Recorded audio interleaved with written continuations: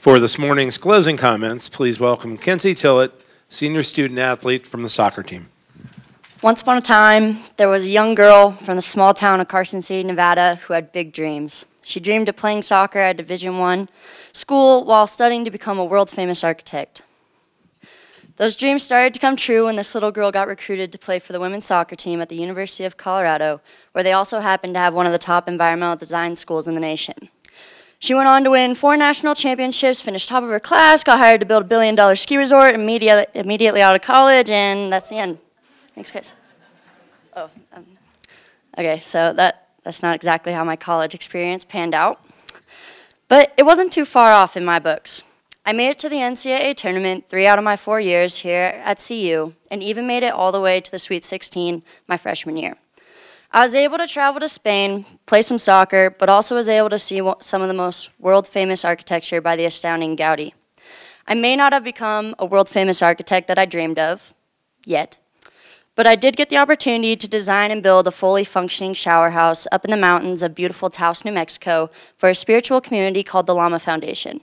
That experience definitely made me feel like a world-renowned architect. We all bring our own dreams and preconceptions with us as freshmen. I like to call that hope. But our 4-year journey will most likely be drastically different from what we imagined when we arrived here as freshmen, and that's the beauty in it. College brought me the highest of highs and also the lowest of lows. I'll even admit that I hit rock bottom during my time in college. In the end, I learned that finding beauty in every kind of experience comes down to your individual perspective. Elite competition, whether that be in athletics or academics, changed me as a person. It completely broke me down and threw me to the curb. That also forced me to grow in ways I never seemed imaginable. Sophomore year was the hardest year of my life. I questioned everything about who I was, where I was, and if everything that existed in my life was really what I wanted. I'd played a total of 9 minutes throughout my entire season, and for the first time in my life, I was struggling with school. And between the combination of both of those, I'd completely lost my identity. And not just my identity as an overall label, but my identity when it comes to my morals and self-worth. I've always prided myself on my work ethic, my kindness, my compassion, and strong mind. But as I left that fall semester of sophomore year behind, I could not truthfully say that I carried any of those characteristics anymore. My world was turning inside out and upside down. I tried to rejoin the old ways I knew to motivate myself in school and training, but nothing made sense anymore.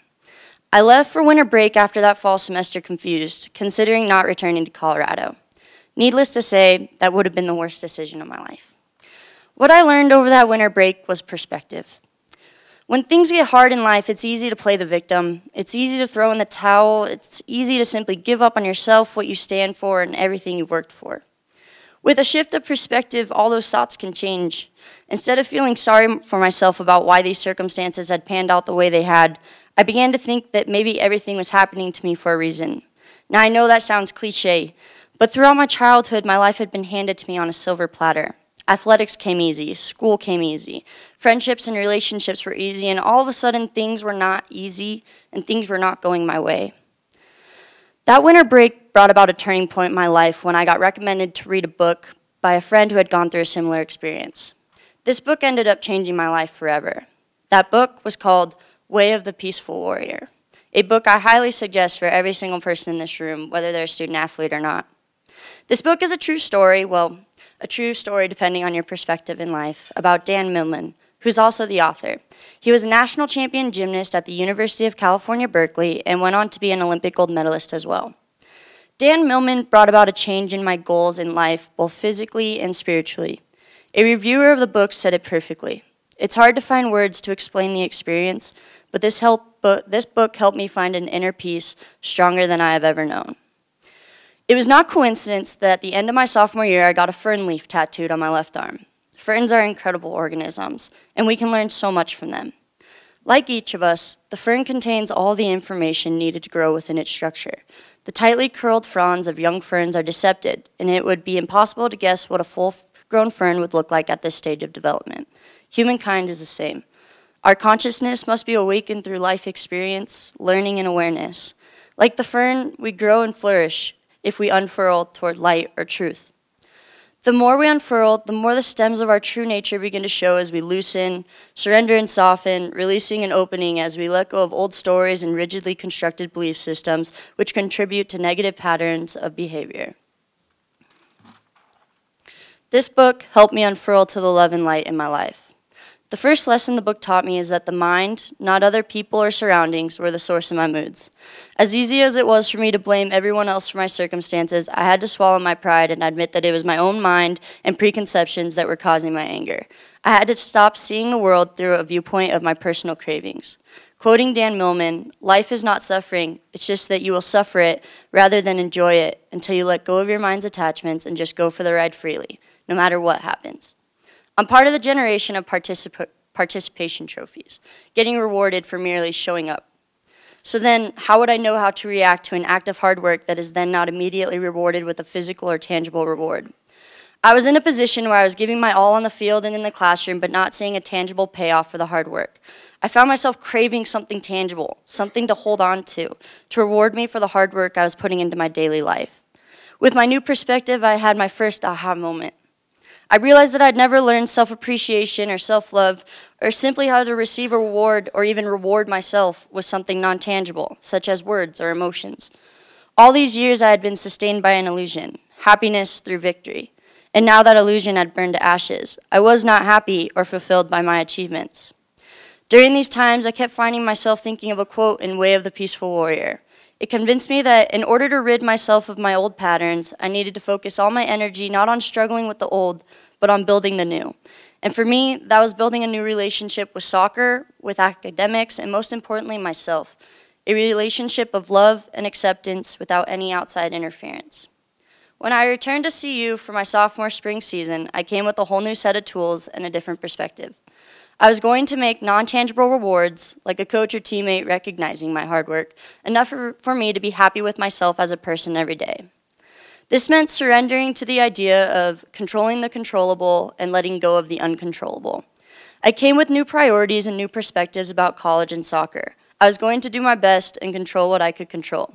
No one would outwork me in training. I'd be the most coachable person on the team, and I'd be open-minded and adapt to any role the coaches wanted me to be in. And it didn't matter how I made an impact. What mattered is I was going to give 100% to whatever role I found myself in. That was my way of controlling the controllable. These new realizations resulted in me leaving every training and every game with a positive attitude and most importantly, happy. I could honestly tell myself that I had just been my best me, that I left it all on the pitch. That's all I could ask of myself at the end of the day. It did not matter if my work paid off in playtime or any other form of tangible reward. I was learning to play for myself, for my own happiness, and by the end of my college career, that was more than enough to make me beyond proud of what I had accomplished here at CU. To quote Dan Millman, "You can do nothing to change the past, and the future will never come exactly as you expect or hope for." We are here, and the time is now. There are no accidents, and you must trust your life. Everything is a lesson. Everything has a purpose, a very important purpose, because there are no ordinary moments. And with the accumulation of my life's events during college, I treat every moment as a gift, as an opportunity to better myself. To this day, I'm the most grateful for college being anything but easy, because I can finally say that I'm leaving CU being the person I've always wanted to be. And that is why my decision sophomore year to stay at Colorado was the best decision of my life. So I leave you with a few ideas that I hope help foster growth in each and every one of your lives. When I began this speech, it was easy to reflect on the highs throughout my college career, the moments that brought me some of the happiest days. But it's important to reflect on the lows, the moments that hurt and aren't entirely happy, because those are the moments that make you grow. And remember, there are no ordinary moments. So enjoy everything your life presents to you, all the highs and all the lows, because each moment is unique and will never happen again. And together, both types of moments play a major role in carrying you on your journey to pure and utter happiness. And finally, always be open to your path and your journey, just like the fern to light. Because no matter your life circumstance, there's always good surrounding you, encapsulating your life, but only if you're willing to open yourself up and see the love while letting in the light. Thank you, everyone, for playing a part in this incredible journey I've been on through college. It's been an honor to be a part of this athletic department, and as always, go Buffs.